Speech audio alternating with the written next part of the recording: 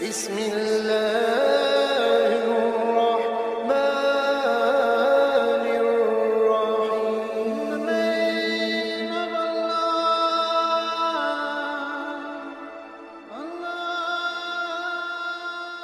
بسم اللہ الرحمن الرحیم. شروع اللہ کے نام سے جو بڑا مہربان اور نہایت رحم والا ہے.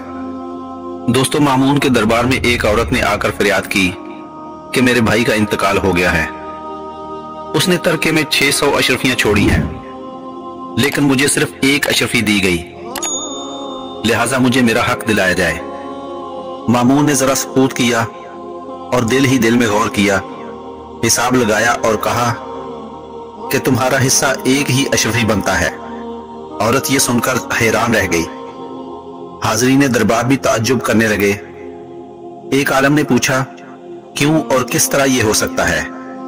مامون نے کہا، متوفی کی 2 بیٹیاں ہوں گی، 600 میں سے 2/3 یعنی 400 اشرفیاں ان کا حق ہے.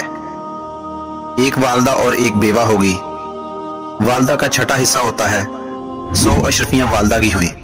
8واں حصہ بیوی کا ہوتا ہے، 75 اشرفیاں بیوی کو ملیں گی. صرف 25 اشرفیاں بچی.